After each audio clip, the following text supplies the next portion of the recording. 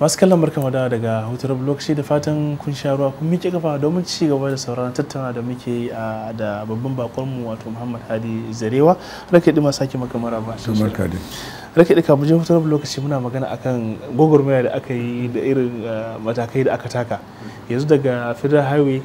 kun an koma abin college teacher kuma Nigerian Police Academy sunanta mu ne muka fara buɗe ta mu ne first na wannan makaranta aka ɗauko mutane aka kawo za ta 1987 muka fara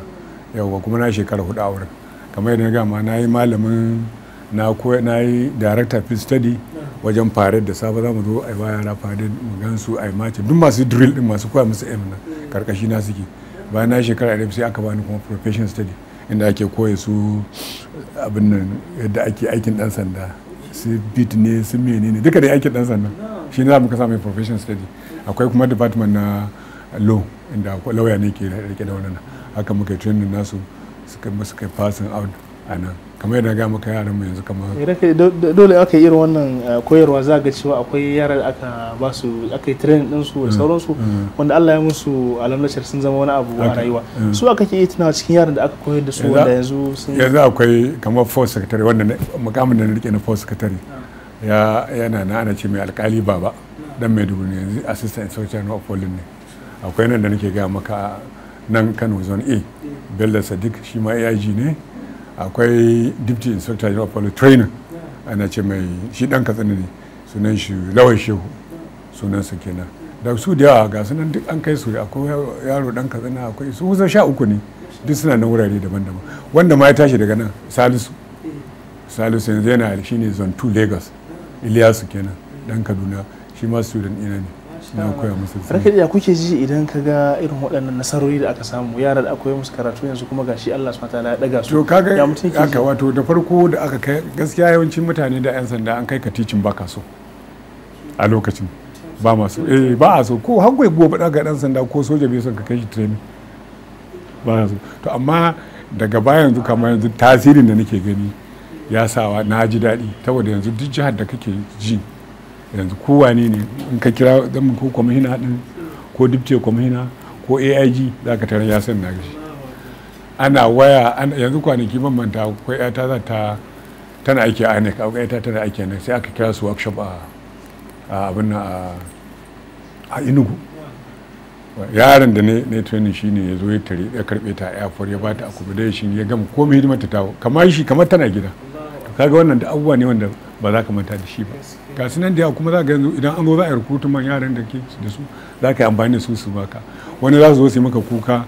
ga abin da suke so a taimaka musu a gani duk na yanzu na yan sanda da ke nan headquarter na neman yawan su kamar AC operation din nan wa shika na ya yi aiki ina a Zamfara yana DPO a tudun wada ta Zamfara akwai shi deputy commissioner kamar operation shi kuma lokacin ina commissioner of police a Nasarawa kwamina zai canza ADC ya ce wa kake so ya ce ka kama ADC sai na ɗauko shi daga nan Kano yana yasu da ɗaukai kai sai na can sai da kai pretender sannan ya dawo yanzu gashi duk kuma a folin ne mai biyu nan da shekara ya komi zai zama abin nan ko shekarun jiya ya na kira ma barka da shan ruwa sun aka gasa nan da inda ka je ba inda za ka je baka ga ka ji daɗi ba ran da wani ɗan sanda da ke gadi gida na wani inspector ne ran da ya fara ruwa gida zai gaishe ni ce ran kai da ya kama ni sifi na ce a ina ce a Nasarawa me mukamin ka ce constable gashi kuma an kawo shi gadi gida yana inspector so irin waɗannan abubuwa za ka je wurare da yawa sai kai wani sai ka san shi ya san ka kana sina shi kuma juna ne lokacin yawwa Rake a wannan gaba wani kira za a ma wanda suke waɗannan ayyuka musamman ayyuka na uniform haka da sauransu ya zamanto su rike duk wanda suke aiki da shi da amana wata ran zai mishi amfani kwarai da gaske ba ma kama wajen training zuwa har yanzu maganar training din nan shine dai nake ga maka mutane yan sanda da yawa ba sa so su je training institution for one reason or the other kuma akwai hanyoyin da ya kamata duk a zo a gyaggyara wannan amma ban zo kan wannan ba maybe daga baki la ka ce a wannan saboda tunda ka je waje ka ga courses ka yi courses a waje da dama mun ga yadda su suke wajen training din yadda abin akwai incentive suna teach yawa to wannan abin da zaka mutane duk wanda ka koyawa wato layi na malamta gaskiya yana daɗi kamar yadda ke gama tun primary school da malam ya rike ni har yara su kuma muna daga takashi yana da kyau saboda wanda ka san ba mai mutumin zai zama wata rana ba za gani ya kaga ma taimaka dan shi mai bi wajen aiki ko wajen karatu, so yana da tasiri kwarai duk inda aka yi ba musamman wajen teaching din nan kai yana da amfani. Na'am, alhamdulillah. Rake daga shi ana ta koyar da karatu, ana ta koyar da ɗalibai, ana yayi su daga nan kuma wani mataki? To bayan na gama makaranta sai aka kawo ni nan Kano ACCID na zo 1992 kenan na zauna a CID na zama assistant commander. Da farko dai na yi mataimakin shi AC din ne da lokacin ina CSP ne ban kai assistant commander ba. Muna nan da shi kuma sai ya ritaya sai aka bani wurin. To nan ban daɗe ba gaskiya ban fota shida ba. Ina CID na lokacin da Kabir yana gwamna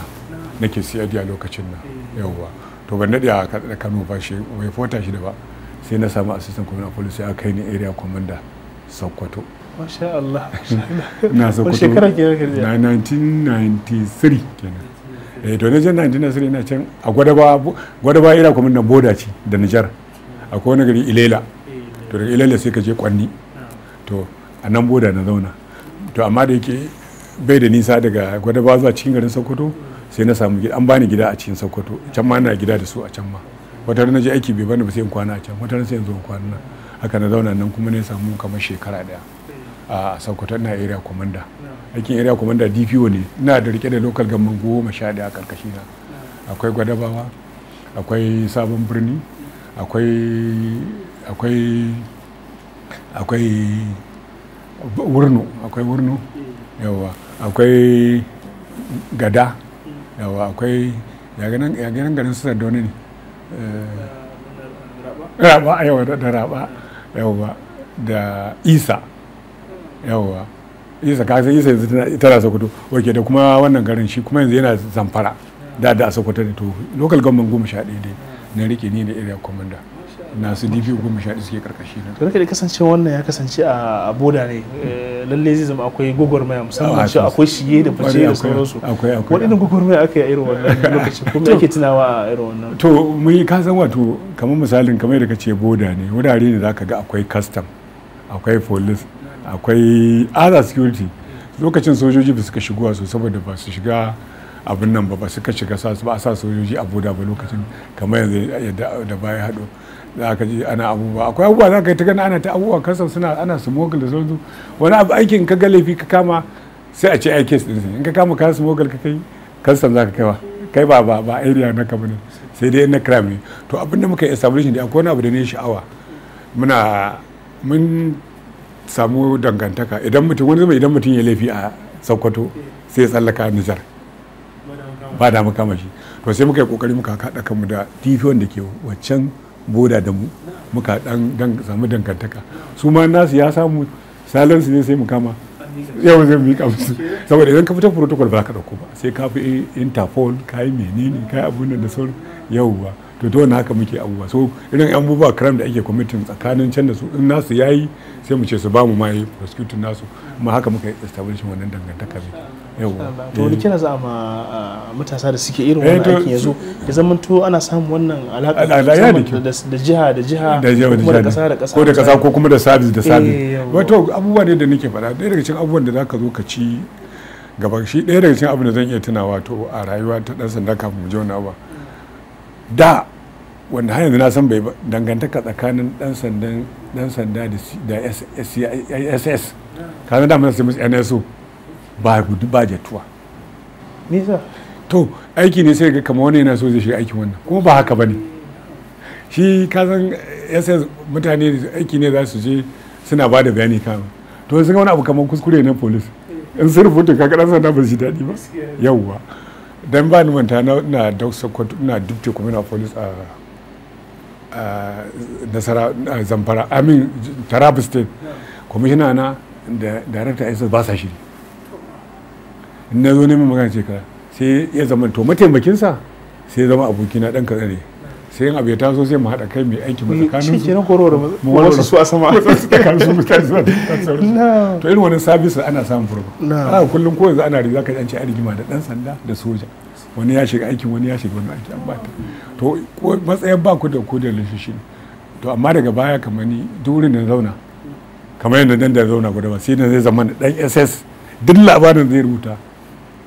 sai ya zo ofis na ce to ran ba zan kaza wanda ban san me sai ce a wannan kaza ne mai bayani sau da wani wajen rubutun ana samun dan kuskure to an mutum ya rubutun ba ne kaga zaka ji ba daɗi